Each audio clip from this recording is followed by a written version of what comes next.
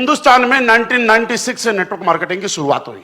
विदेशों में America, Germany, Japan, Canada में इस काम की शुरुआत सैकड़ों साल पहले हुई। वहां पे बहुत बढ़िया चल रहा है, मतलब 100 से भी ज्यादा साल हो गए। आज भी विदेशों के अंदर कोई नेटवर्क मार्केटिंग करता है तो उस आदमी को आईएएस, आईपीएस एक राजनेता की तरह एक इज्जत और रेस्पेक्टेड नजरों से देखा जाता है समाज के अंदर। लेकिन हिंदुस्तान के अंदर हमारे समाज में, हमारे परिवार में, हमारे गांव में, हमारे स्टेट में, हमारे डिस्ट्रिक्ट में जब कोई आदमी नेटवर्क मार्केटिंग करता है और आप किसी के पास प्लान लेके जाते हैं और किसी को यह बताते हैं कि आपका बेटा 18 साल का हो गया, आप 16,000 रुपए का प्रोडक्ट लो और हमारे साथ ज्वाइन कराओ, तो मम्मी पापा क्या करते हैं कि बेटा हम इसको गलत रास्ते पे नहीं डालेंगे। राइट? सवाल देखिए, समझो, दुनिया की सबसे शानदार इंडस्ट्री होने के बाद एक मां बाप अपने बच्चे को चपरासी की नौकरी लगाने के लिए अपना प्लॉट बेच देता है, अपनी भैंस बेच देता है, अपना ज्वेलरी बेच देता है, अपनी एफडी तुड़वा लेता है, लेकिन एक बच्चे को अपना करोड़पति बनाने के लिए, डायमंड बनाने के लिए 16,000 रुपए देने के अंदर वो डरता है। आप मुझे बताइए, ऐसा है या नहीं? देखिए, है तो सच बोलो, नहीं है तो भी बोलो, ऐसा है या नहीं है? अब आप समझ रहे हो, दुनिया की इतनी बढ़िया इंडस्ट्री जहां लोग कामयाब हो रहे हैं, आपने लोगों को करोड़पति बनते हुए देखा, फिर एक मां बाप अपने बच्चे को चपरासी बनाना पसंद कर रहा है, रिश्वत देके 2 लाख रुपए, 16,000 रुपए देके करोड़पति नहीं बनाना चाहता। कारण क्या है? इसी कारण को समझना। आज बस हिंदुस्तान में जब इस काम की शुरुआत हुई तो लोगों ने लोगों को लूटा, यह समझो, लोगों ने लोगों के साथ गलत किया। और जब लोगों के साथ ऐसा बोला जाता है कि दूध का जला छाछ भी फूंक फूंक के पीता, ऐसा हो रहा है कि नहीं हो रहा? यस या नो? मेरे भाई, यहां तो लोग छाछ के फूंके हुए हैं, क्या फूंक के पिए? दूध का तो दूर की बात है, छाछ से फूंके हुए बैठे हैं। आपको सब जगह मिलेंगे। कोई 6 महीने टाई बदलता है, कोई 10 महीने में टाई बदलता है, कोई 1 साल में टाई बदलता है, कोई 2 साल नेटवर्क मार्केटिंग करता है, 6 महीने रिटायरमेंट हो जाता है, फिर करता है, फिर नहीं करता। ऐसा होना, इस वजह से इंडस्ट्री बदनाम है। इस वजह से इस इंडस्ट्री को लोग मोहब्बत नहीं करते, प्यार नहीं करते।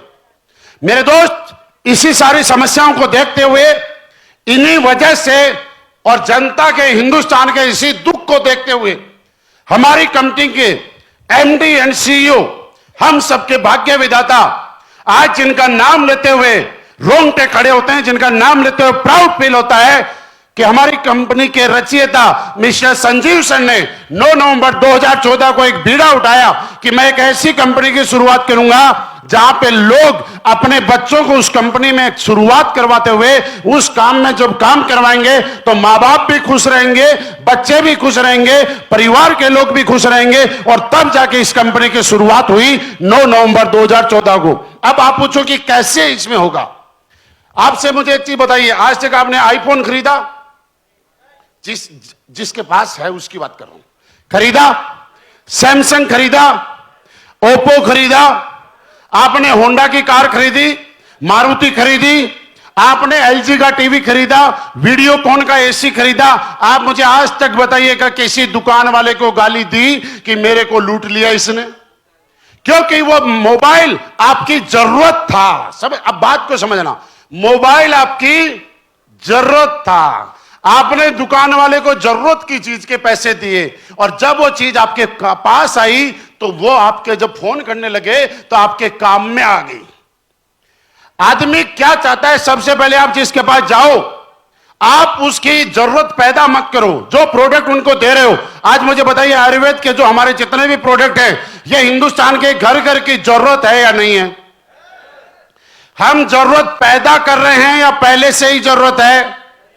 इसका मतलब जरूरत पैदा नहीं कर रहे हैं। अब जिसको घुटने की प्रॉब्लम है उसको ऑर्थोडॉग मैं बता रहा हूं कि लेना चाहिए या उसकी जरूरत है?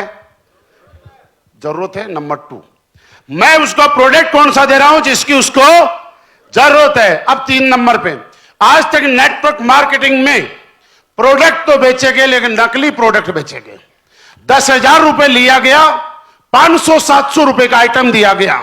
आप मुझे सीधा बताइए, मैं आपका सच्चा दोस्त हूं, मैं आपका रिश्तेदार हूं, और मैंने आपसे 10,000 रुपए लेके आपको अमीर और करोड़पति बनाने के नाम पे आपसे पैसे लिए, और लेने के बाद मैंने वो सामान 10,000 के बदले 500 का दिया, जो ना तो आपकी जरूरत थी ना आपके काम आया, और आपने एक कोने में फेंक दिया।